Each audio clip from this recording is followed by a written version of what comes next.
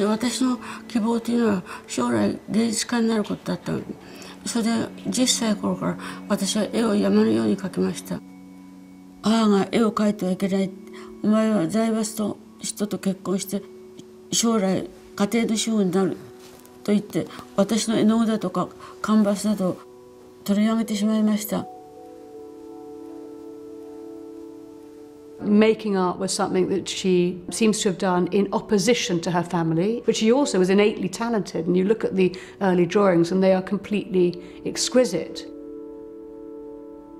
The challenges to become an accomplished artist in a Japanese provincial milieu must have driven this notion that at some point she would have to escape. She was on a train to stardom. She knew exactly what she wanted to do. She had a suitcase full of drawings, and she set about selling herself.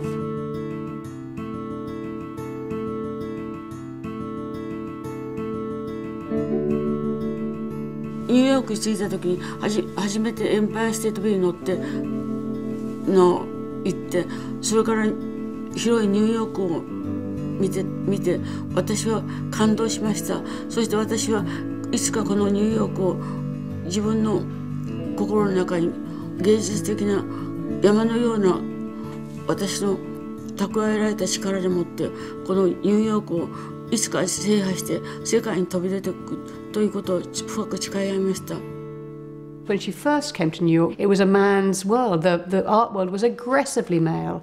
It was a cutthroat period, you know. I think it was very difficult to be a woman artist. そしてニューヨークでもって私は死に物狂いで戦いました。美術のことで。そして一生懸命絵を描き、細かい網目の作品を作って、そしてそれが33フィートの大きさになるの。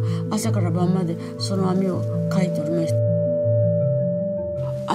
私がね絵を描いてるとね、そしてその絵がね床を見るとその絵がね発展してって向こうを見るとね幻覚が来て全部ね幻覚になって渦まって、それでね結局私はねエンバイラメンタル超芸術家としてね発展することになってました。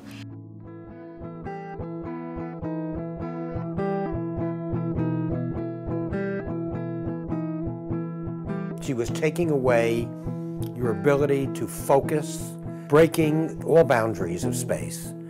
And the exhibitions that I had, in particular the Peep Show, that did the job. It was an octagonal room, it was painted black, and there were openings where you could stick your head in.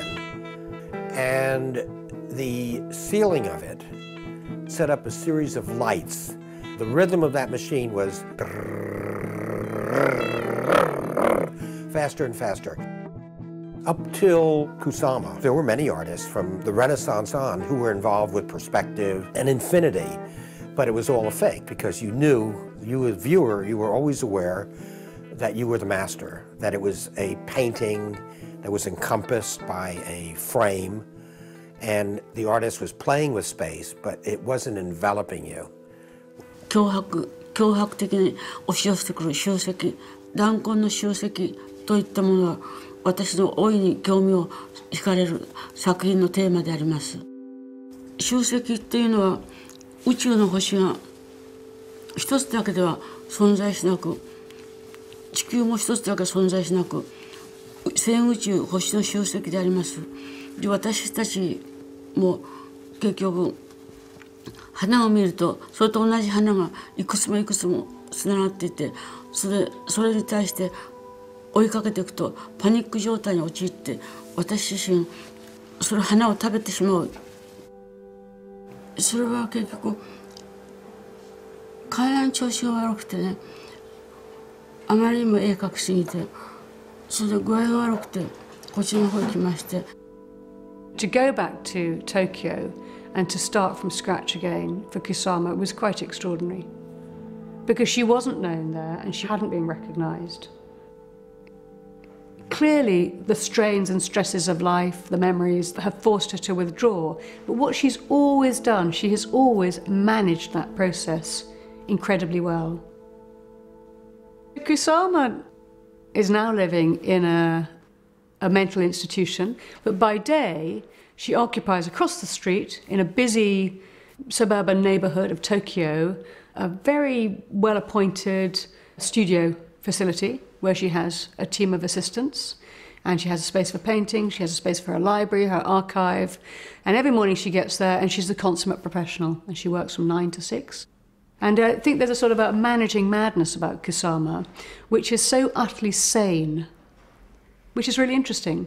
She's used her trauma, she's used these experiences in her past. She's been able to harness experiences that might drive other people insane to enormously productive ends. She's an extraordinary person in that way.